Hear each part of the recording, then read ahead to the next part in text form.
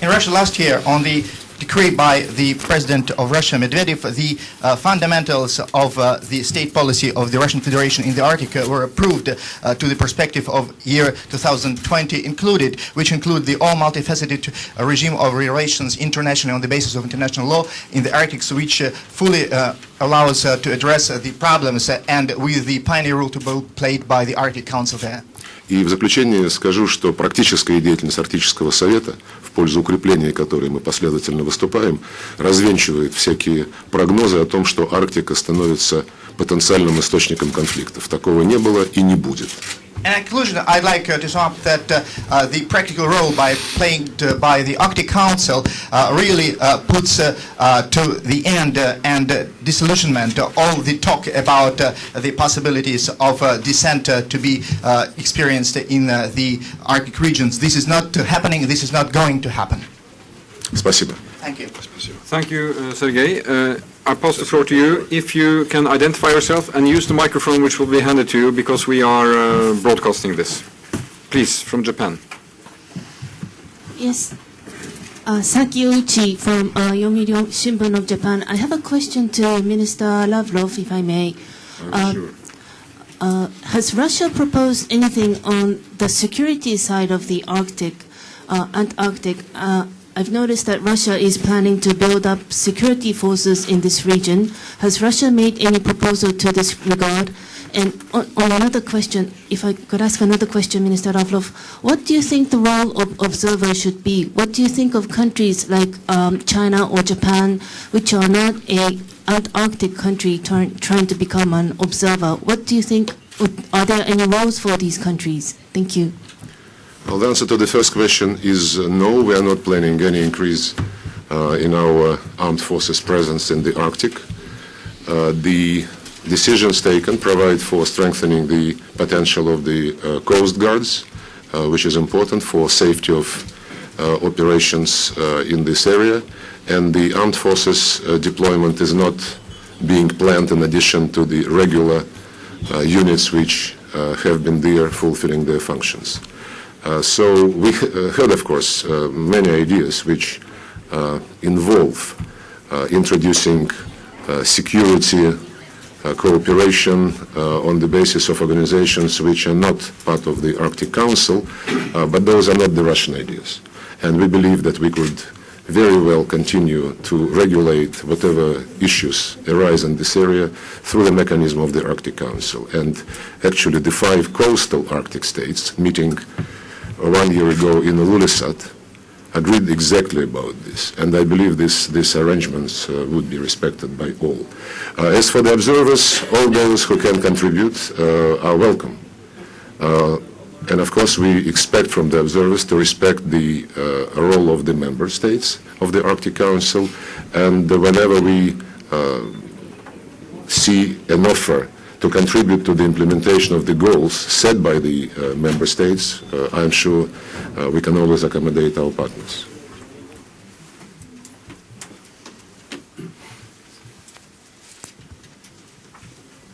My name is Per Christian Orseth from TV2 here in Norway. I also have a question to Lavrov. United States have recently said that they were willing to take a lead in the negotiations in Copenhagen. What would be Russia's role in the negotiation, and what would be Russia's target for emissions? Thank you. Look, I cannot speak for the United States. You can ask the question directly to the American colleague. As for Russia, we are interested in the success of the Copenhagen conference. We are participating very actively in the preparatory work, and we are convinced that there must be a fair deal at the end of the process, which would take into account the interest of all. And the exact figures and targets are to be negotiated professionally and on the basis of the need to have a universal deal. Thomas Vermes. Thank you. I'm Thomas Vermes from ABC News here in Norway. I should like to ask you, reading the declaration, I didn't find anything about what the Arctic Council countries are willing to commit anything in Copenhagen. And do you find this declaration enough concrete in the process towards Copenhagen, bearing in mind the challenges you have described so vividly? Thank you. Who are you asking? Well, let me answer as the outgoing chair. I think it's important that to highlight that as I said, the Arctic Council is a decision-shaping body. We don't come to the Arctic Council to pledge concrete elements of what we will do when we show up in the UN negotiations. The EU member states have their targets, the 20-20-20. Norway has its targets. I think what we have heard here is just a further underlining of the seriousness of the challenge, which I think we will bring with us back home to our capitals as we prepare for Copenhagen. So I think this is the message of Tromsø during these 2 days, a very stark warning from the scientists. I hope that will reach far beyond the 8 Arctic states and the observers who are here. And then we will go back to our parliaments and to our political systems to adopt our mandates as we go to Copenhagen. Вопрос господину Лаврову, российская газета. Обсуждался ли на Совете вопрос о возможном законодательном запрете на военное присутствие в Арктике? Russian newspaper, Ruskaya Gazeta, question to Minister Lavrov. Did you discuss at the Council the possibility of legislative prohibition of the military deployment in the Arctic? Ответ отрицательный, мы эту тему не обсуждали, и, как я уже сказал, наша общая позиция заключается в том, что существующие нормы международного права позволяют решать любые вопросы развития сотрудничества в этом регионе. The answer is negative. This question has not been a subject of discussion, and like I said before, the current legislative norms allow to tackle all the questions of cooperation internationally successfully. Нормы международного права. International law norms. Okay. Please. Агентство «Интерфакс». Вопрос Сергею Викторовичу. Извините, пожалуйста, что не по теме, но сегодня появились сообщения из Северной Кореи, исходящие о том, что Пхеньян требует от СБ ООН извинений и отмены резолюций, касающихся ядерной программы с 2006 года. Это действительно не по теме, мне неудобно перед моими коллегами, мы сейчас не будем российскими новостями заниматься. Но это не российский. Я не буду отвлекаться, потому что мне неудобно, что вы меня узурпировали, и совсем не по теме нашей сегодняшней. Stop the press? Yeah? Yeah. No, because it's about North Korea, and I apologize that I cannot be, really. Okay, I should like to hear you answer. So Arctic language. It's the North. Reuters.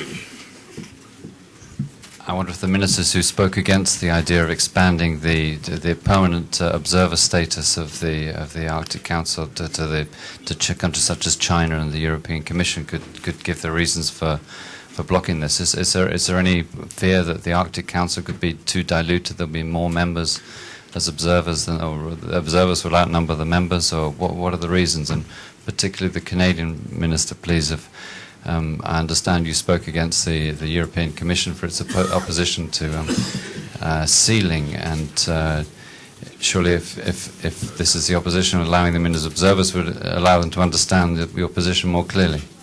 Well, I think the new chair addressed that in terms of defining the role or roles that a permanent observer would take on. That needs to be defined in terms of going forward. Certainly, our feeling is that there has been a great deal of incomprehension, even insensitivities that have been put forward in understanding the seal hunt and in understanding how that is moving forward through the European Parliament as well as the European Commission. So we feel that this idea of being able to define the roles, of being able to better understand the issues is certainly uppermost in our view. Can I add to that Norway shares that view of Canada on that specific issue, which I think is a reflection of realities of managing resources in these waters, in this at these latitudes. And but for me, that's yet another reason to invite observers in, to become more familiar with living conditions of 4 million people around the circumpolar Arctic, and the way we have to do management of living resources in the oceans. So if we find partners who don't share this approach, we don't increase the likelihood for understanding the approach by pushing them out, it's by pulling them in. But we need to clarify the role of the founding members, the permanent participants, and those who will come and be welcomed as observers. Okay, we'll take one last question. There are none? Okay, thank you.